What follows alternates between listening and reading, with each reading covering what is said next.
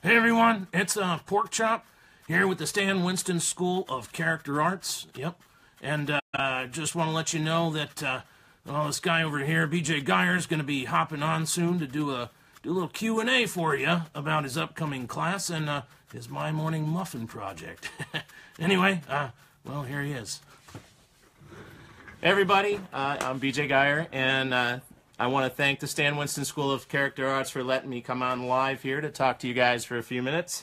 And I'm more than happy to take questions. There's a couple people helping me out.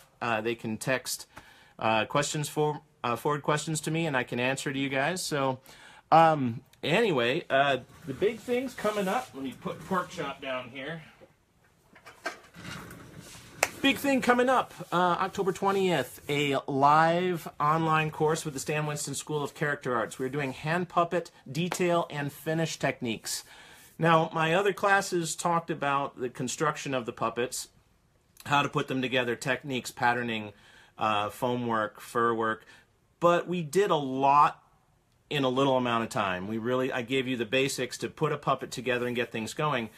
The next step, and things we just didn't have time to cover, are what do we need to do to take those puppets from something like this, like a workshop puppet, to something that's a little more camera ready. A lot of times if you're seeing a puppet online or on TV, there's just something about it, a detail or a texture or a look that doesn't look store-bought like this guy. You know, it's not the super clean fur and the basic foam. So this class is really going to focus on those kind of techniques. We're going to be working with all kinds of different materials. Also, if you sign up for the class, please do not think you have to have everything on the list, the materials list. This is really something that you have as a reference to go back and forth to as you need it. Like I said, we'll be working with fur, we'll be working with foam, we'll be working with craft products, paints, flocking, feathers, you name it. I want to try to give you guys, again, as much information as I can in a short amount of time. So anyway, I hope you will join me. The sign-ups are available now on the Stan Winston site, on this site, actually. So please sign up for the class. Unfortunately, we're not doing a live video interaction on this. This is going to be a chat class, but I will have a team of people helping out to bring your questions forward. I want to answer your questions. I want to help you guys out and give you the information you're looking for.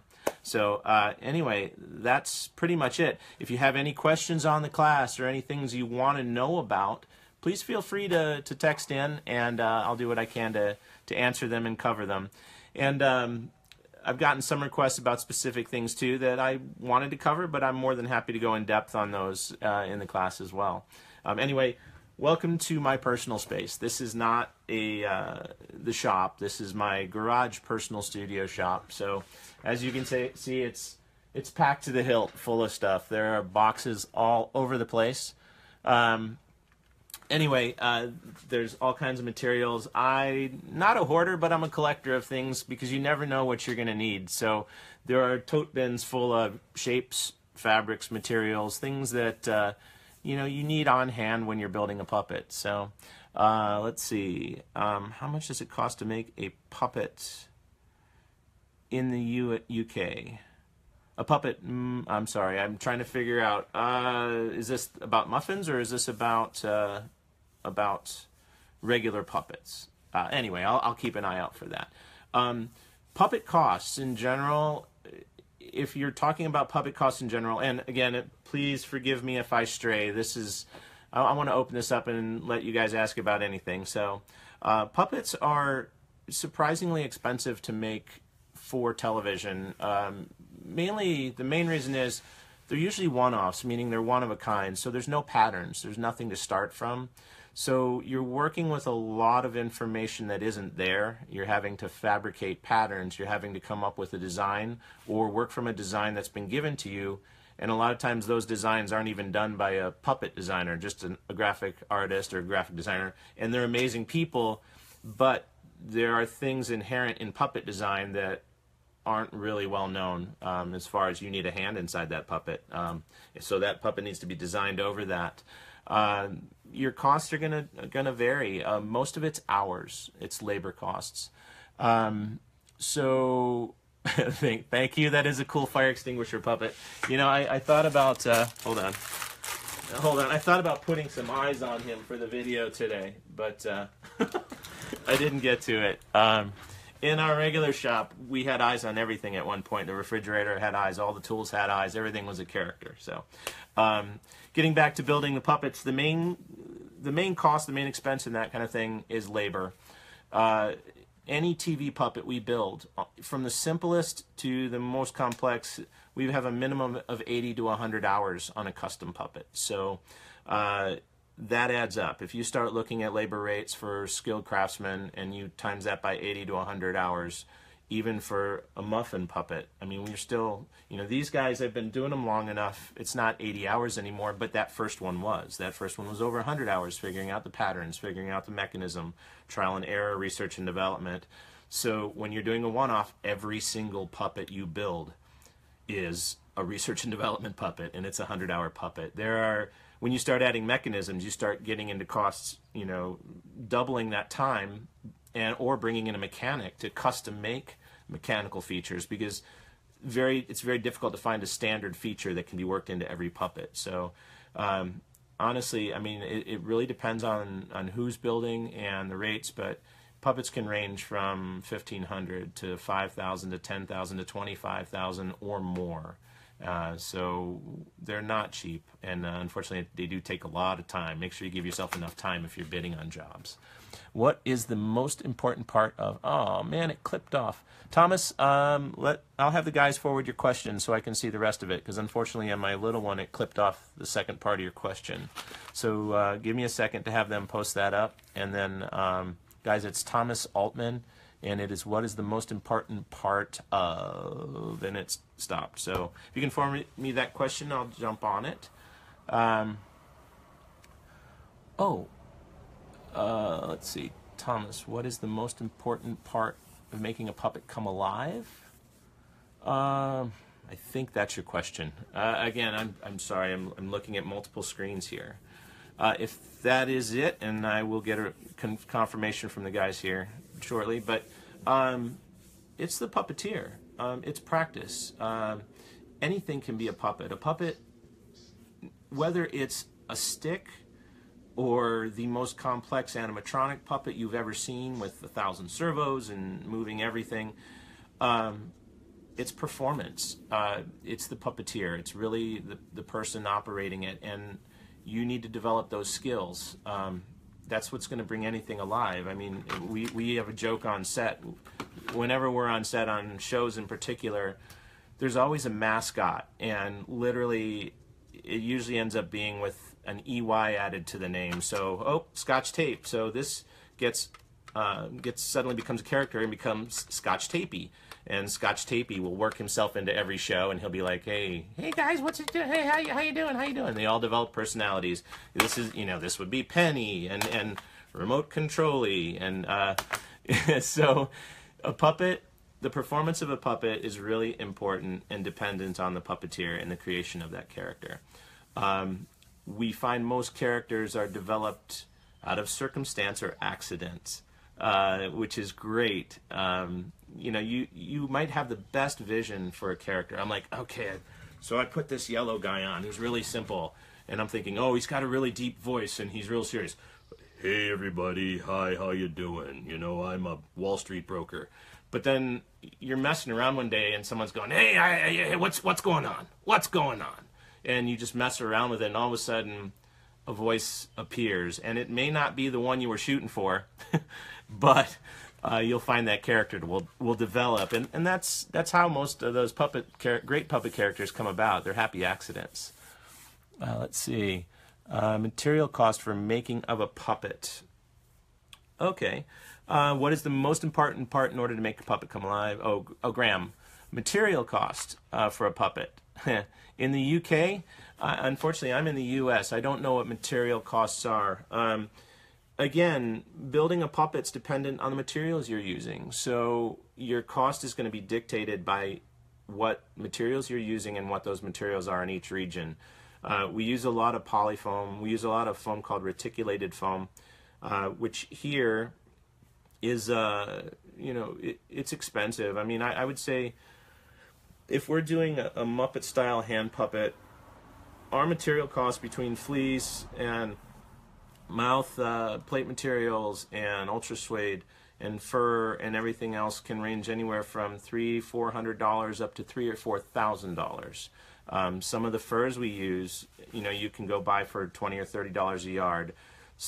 But there are companies like National Fiber, which make this amazing stretchy back fur, which you can't get anywhere else, and they custom make it, and you'll pay $2,000 to $3,000 for one piece of fur to make a puppet. So your puppet costs are going to be dictated by what you have on hand or what you're using to build your puppet. So let's see. David, most puppets I've seen seem to move the same. Have you tried to make a puppet move in a more realistic way that will make it not look like a hand puppet? Yes. My issue with that is there is a theory or a thing called the uncanny valley, and they use it a lot in artificial intelligence and robotics. And what it is, usually in reference, but it also applies to puppetry. When you try to make something so real that it's not a puppet anymore, you end up in this weird, creepy area called the uncanny valley, where it's not quite real, but it's too much to be fake. And people react very oddly to it. It's not a good place. There's a creepiness. It's almost like that ventriloquist dummy creepiness. But anyway, no offense to any ventriloquists out there. And a matter of fact, we've seen some of them amazing ventriloquists win America's Got Talent and other international shows. So, but I try not to do that. My whole thought on that is the reason you use puppets is the physical aspect, the physical comedy of it. If you try to create something that's too real or too close to real, then just use a real person, because that puppet's never going to be able to do everything that real person is going to be able to do, and there's going to be limitations because of that. So I like cute, fuzzy, foam Muppety puppets, and I think that's funny. I think a lot of it plays out in the physical comedy of that character. You want to pull yourself back from reality, and that's what allows the puppet to do what it can. So, Roxanne, what do you consider your best job? My best job, I get to play with dolls for a living. No, seriously. I have been extremely lucky. I am very gracious for the opportunities I've had. It's hard to put one job down as my favorite. I mean, when I started, the opportunity to work on Muppets from Space was amazing. I got to work with idols, people I never thought I would work with. I was very lucky there and had an amazing time. The Nike campaign, the MVP campaign, the Kobe and LeBron puppets, we had an amazing team of people on that, and we had so much fun. It was like playtime, so that was a great job. I had a great live job. I got to tour with Beck for a year and a half with puppet versions of the band that we played live the entire show on center stage, and was also being broadcast on the backdrop. If you haven't seen any of your Beck stuff, look up Beck Puppets.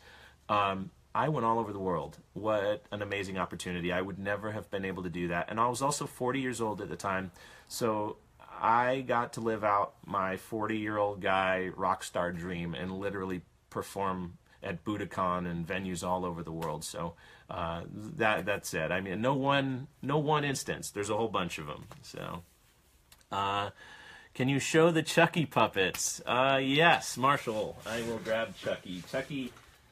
Let's see. Let's get back here. So, this is something I never do. I'm not a silicone puppet person. So I had brought together an amazing team of people to make Chucky happen. Chucky's silicone. Hey everybody! Chucky's creepy. But he's a silicone puppet. There's a lot of processes involved in creating a puppet like this guy. From the sculpts, and I had an amazing team. I got an amazing sculptor. I got an amazing mold maker, painters, everybody. Building a puppet of this style, I can honestly say I won't do it again, because it's so outside of my wheelhouse, and I have met such an amazing group of people that I can refer people to the right people to do this. And it's not me. I loved this, and we had a great time doing it, and I got to perform him several times for Halloween Horror Nights for their videos. The Chucky Tram tour, we did all the video for that. So You can see he's everything. I don't know if you can see in there. We had to make little finger cups in there to grab his mouth to operate the mouth and that. And the other thing too is his head, even just with this, you know, slightly thicker than 1/8 inch silicone skin, weighs about 5 times as much as a foam puppet. He's heavy. I mean, this material is a very heavy material. It's durable. It's great, but it's a very different experience as far as puppets. So set him back down. Can I ask your experiences in performing the opening of Muppets from Space? Love that movie. Let's see, the opening. Well, the whole movie. I have to say the whole movie was amazing. The first thing that we started out with, we shot the beach scene. We were outside in North Carolina in the cold at night in the Muppet Mayhem bus, and it was all the puppets getting off the bus and going through the crowd of loonies, so it wasn't shot in order. So that was my first day. That was our inaugural day in. Then we went to the cement factory, and I don't know, and then we moved on to the sound stages. That was an amazing time. I worked, again, with an incredible, gracious group of people, met lifelong friends that I still have today. Yeah, I have to say, you know, my first day, the first puppet they handed me was Beauregard, and I put Beauregard on, and he hadn't been out of a box in 20 some odd years. So there's a thing that happens with Scott foam that when it ages, it starts to crumble a little bit, and we call it toast because it's literally like crumbs of breadcrumbs. I put Beauregard on, and I got a cascade of toast coming down my arm. He's been repaired since, but again, just an amazing experience. So, is that Bert from Mary Poppins above the Chucky Puppets? No, those puppets are actually from the Mad Magazine show. We did a bunch of little puppet sketches. We started out with a music video, Katy Perry music video spoof, and he was in that originally, and the whole gag was he gets burned. So I don't know if you can see both of them. Yeah, there's both puppets there. So the first one was the regular one, and then he gets a fire extinguisher, and then he gets burned. So we made the second puppet, which is the burn version, because we didn't want to destroy the one good puppet we had. And we've also, the SpongeBob that's there too is from Sponge Wow. They did like a ShamWow spoof. And that same puppet, the Bert-looking puppet, also we changed his hair and eyebrows, and he became the Pitchman for ShamWow. So those are online too if you want to check them out. They're pretty funny. It's the Mad Magazine show. Anyway, yeah, I mean this is it. This is my space to go and create. It's nice because it's just me and my Volkswagen Bug, my old Bug, which is my other passion out here. Anyway, and I get to play. I get to do things I want to do. The big thing is time, of course. You know, we're working a lot. So Catherine asked about what I was just going to transition to. How's the muffin project going? So the other thing that's coming up, well, the other thing I'm working on right now is if you've seen my other courses, and if you haven't, they're online. They're available on demand on the Winston School site. One of the characters we build are these little muffins. And these are great little puppets. I love them. They were created for a greeting card years ago for American Greetings that we did, and immediately had an idea for a show. And the show's called My Morning Muffin, and it's basically a news show for kids. And this was a web series or a short series that we had been pitching. We had a lot of interest from networks, and we had options on it twice.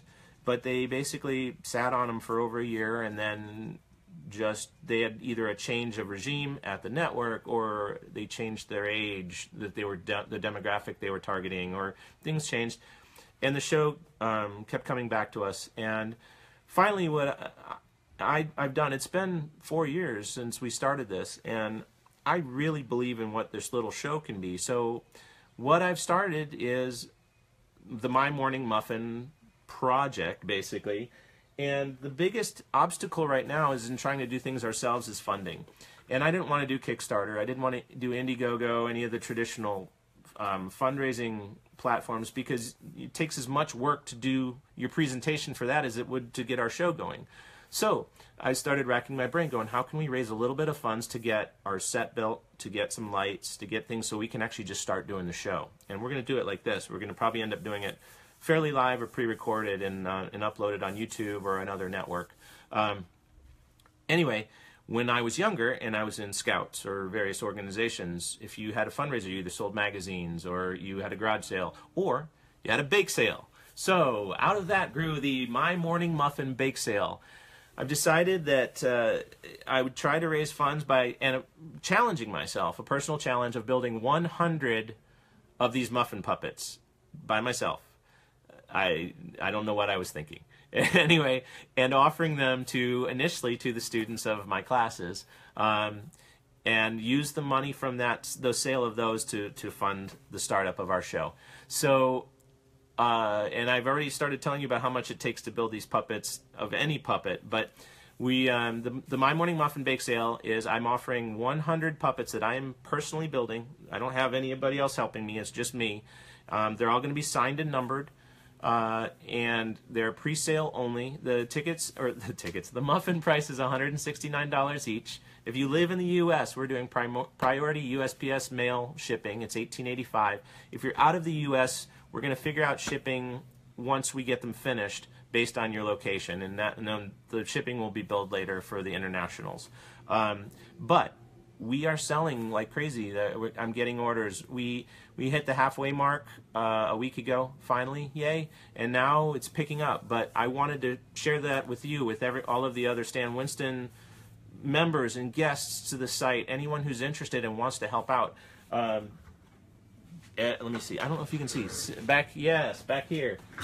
So this is only one portion of muffin heads. I started trying to build them out in groups of 10 each, and realized time-wise it was killing me, so I started cutting all of them together. There are about 30 there, and there was a box with 60 more in it, and then I'm waiting on another piece of foam to finish out the last ones. Same with boxes of dowel rods for the mechanisms.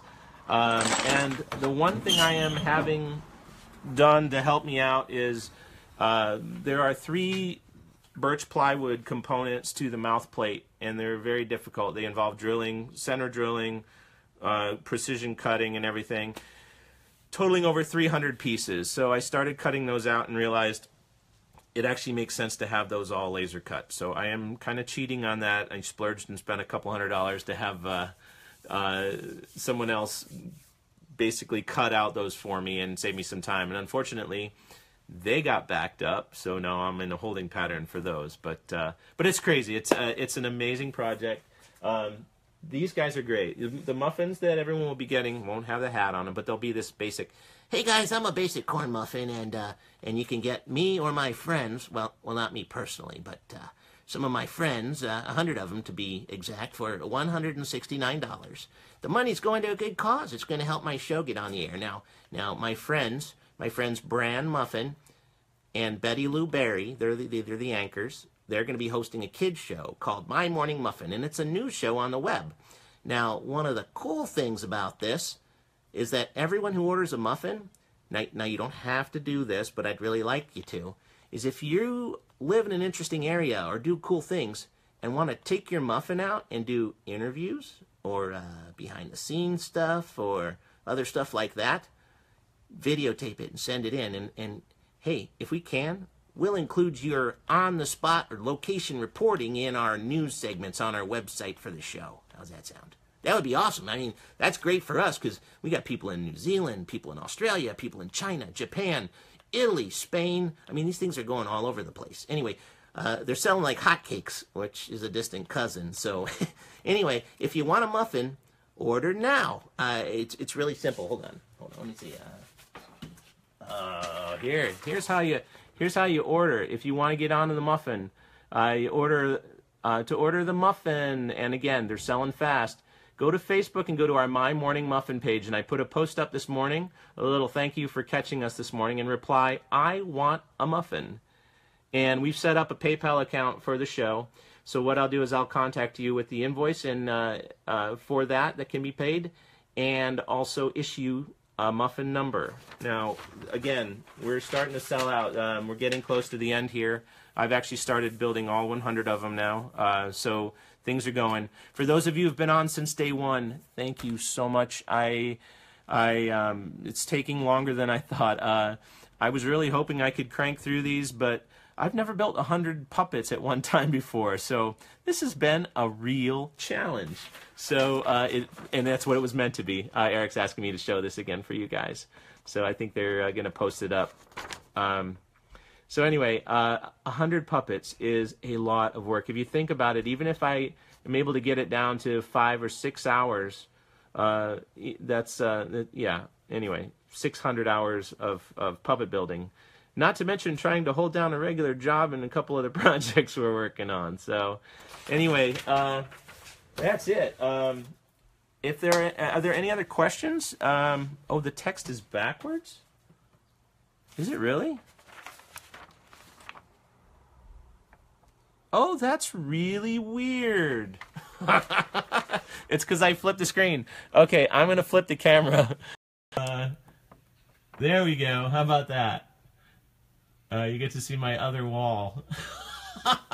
I always forget. Okay, so a little thing about that. When we puppeteer on camera, if any of you have ever done monitor work before, when we're shooting on video or film, our eyes are what the camera sees, so we always require a monitor linked to the camera. And one of the inherent problems with that, or challenges initially, is that when you have that monitor and it's facing the same direction as the camera is, it reverses the image. So if we want the puppet to walk right, we have to go backwards. Everything in the camera is reversed. So in our minds, and this comes with practice, you start to reverse everything. You start to flip it in your head. So it's a real challenge because everything's backwards. So the director says, go right, and you go left. You know, because your brain's thinking one thing. You know, you're actually going right, but it's going left on camera. So you have to flip everything backwards. And I didn't think about that with the text. So again, that's really funny. So we flip this around to the other side again. Anyway, so anyway, and the funny thing is, after doing it for so long, it becomes second nature. You automatically switch to it. So anyway, are there any other questions about the class, the workshop, the My Morning Muffin project? And thank you for all the likes and the love out there. I really appreciate it. Just a quick side note too. I've been doing this a long time. Wow, 29 years. So, yeah, it's been a long time. And I've had great opportunities, like I was saying. I've got to do a lot of things. But I have to say, one of the best things that ever happened to me, and guys at the school, this isn't me kissing up or anything, but the Stan Winston School has been one of the best things that I have ever been able to participate in or be a part of. When I started, I had to figure everything out. And I grew up in Ohio. I moved to Florida after college, and you struggle. You just try figuring things out, and sometimes you get to a certain point and you can't get past it, and then you meet somebody and but it takes 20 years to do that. I've got almost 30 years of accumulated meetings and experience and luck to have worked with an amazing talent pool of people. And this school has given me the opportunity to share that. And I love what I do. And I want you guys to do it too. And if I can save you a few steps and give you some tips and pointers and then see where you go, that's the most rewarding thing I've ever done. And it's been incredible. And I hope to continue to do it. And the students, some of the students out there have posted things online that have far surpassed what I do, and I love the fact that I feel like I'm part of that, and they thank me, or and the graciousness of it. Thank you. I mean, thank you. It's been extremely rewarding, and it validates everything I do and everything I feel about the art of puppetry and about what the school's mission is. So please continue to support the school. There's an amazing pool of artists in every field on there that you would never have had access to before, that now they're open to you, just like this, to go face to face. So Mark, Skelton, did you perform a longer version of the Dracula musical from getting Sarah Marshall? A longer version. We shot a lot. True of anything on camera, what you see, the finished scene, it's usually a lot longer. We spent a couple days shooting the scene. There was a lot of back and forth. There were bits that were never seen and behind the scenes stuff, and a lot of playing and goofing off. And Jason Segel was such an amazingly kind and excited person. He was so wide-eyed with wonder, you know, because he had a lifelong dream of wanting to be in a puppet production, and here he was. It was his puppet production, and I think that was a big part of what led into the next Muppet movie with him in it. And that energy is amazing. But yeah, we did. We shot quite a bit. There were goofy scenes of. There was more of the vampire bride giving birth to dozens of puppet bats, and there were all kinds of things with the puppets in the background. And then we did some more stuff with Van Helsing, and again, amazing team of puppeteers on that. A huge team of puppeteers, actually. You only saw a couple of them, but there were, I mean, it was a huge group of people behind all of that stuff, making all that happen. So, and several different shops building that. The Henson shop built the main ones. Scott Johnson, myself, I think the Johnson brothers, the Kyoto brothers, I think everybody out here was building portions and characters for that show. So props to everybody for that. So, do I have a favorite puppet? No. It changes. If you've seen my classes, you've seen my mouse Gitmo. Gitmo is near and dear to my heart. He was a character I got to do on the D.L. Hughley show. It was just a character I had, and Tom Kenny voiced him, and Tom sat next to me and voiced it live while I puppeteered and interacted with DL. And he just evolved into this great little character. So unfortunately, he is not here. He is at the shop. So my apologies for not being able to put him up on camera. But no, I love all the puppets in general. They're fun, and you know, and they're here all the time. So you know, if you're creeped out, you don't want to be in a shop late at night. You know, you don't want puppets all around you. But anyway, but that's about it. If there's any other questions, feel free to hit me up now. We'll give another minute or two, and then we've got to wrap things up. I've been on a long time, but anyway, thank you again. Thank you to all of you, and thank you to the Stan Winston School of Character Arts. Thank you. If you can, please help support My Morning Muffin. We want to get the show on the air. And for all of you who are out there already signed up, thank you for your patience. I am working my hundreds of hours as fast as I can, but it still takes hundreds of hours. So that's about it. Again, that's it. This video is actually going to be posted. So it is being recorded and will be available later if you want to flash back to it. And you know what? Hit me up on Facebook. I'm pretty open to talking to people, and I love what I do, and I love being able to share it with all of you. So, thank you, everybody. Have a great time, and have a wonderful day and keep puppeting. Thank you so much. Bye.